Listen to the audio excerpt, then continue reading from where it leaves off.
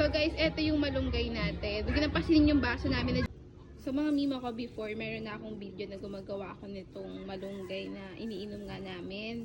So eto, naka-plastic pa siya dyan. So ihimayin ko lang siya ngayon mga mima ko. And tatanggalin ko lang to kasi medyo mapakla to guys. So ititira ko lang dyan yung ibang papakita ko sa inyo kung paano ko siya ginagawa. So mga mi, eto na yung ating malunggay. So nahimay ko naman na siya. Tinanggal ko lang yung medyo malalaking tangkay. So wait lang, pakita ko sa inyo. So ganito siya.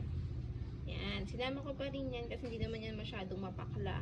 Hindi katulad nung isa kanina talaga medyo mapakla yun. So, ganyan na yung ginagawa ko pagka maglalaga ako nitong ating malunggay. So, mga mi, eto na yung malunggay natin. So, nabanlawan ko na rin siya. And mamaya natin siya isasalang sa kalan kasi nagluluto pa ako. So, ayan na siya. Kailangan banlawan nyo ng mabuti lalo na pagka binitin nyo sa palengke. Siyempre, alam nyo naman yan, palengke. So, ayun, banlawan nyo na lang mabuti. So guys, ito, nalagyan natin siya dito sa kasirola. Yan, wait lang. Oops. Yan. So sa stainless ko siya pinapakuluan mga mi. Sorry. So kailangan natin siyang simulan. Kasi sayang siya. Yan. Palagay lang dito. And mamaya lagating water. So, ito yung tubig natin. 1 liter ito mga mima ko. Plus, ano na rin to? Plus, ano na rin to mga mima ko? Tawag ito. Mineral siya. So, kailangan, hanggat maaari sana, mineral na yung gamitin nyo. Kasi inumin nyo naman yan mga mi. Pero kung wala kayong mineral, di yung running water. Yan. So, lagay nyo lang siya dyan. Yan. Marami-rami na yan. 1 liter. So, ito na ate yung malunggay.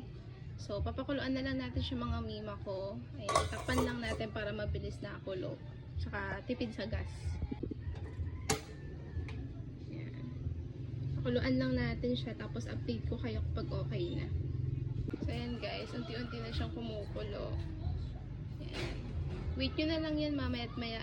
Mabilis lang din naman kukulo ang ating malunggay. So, eto na siya guys. Ayan na siya. Pero kapag isasali nyo siya sa tawag dito, sa baso, gamit kayo ng ganito strainer. Kung wala naman, tiyagain nyo na lang kutsarahin para mawala yan. Kasi may madadalok kayo.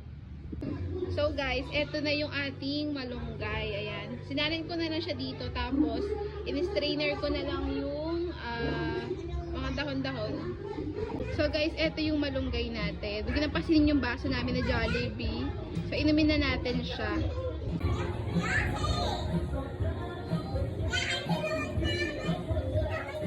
Masarap naman siya guys. Yun nga lang may aftertaste talaga. Pero, okay na din.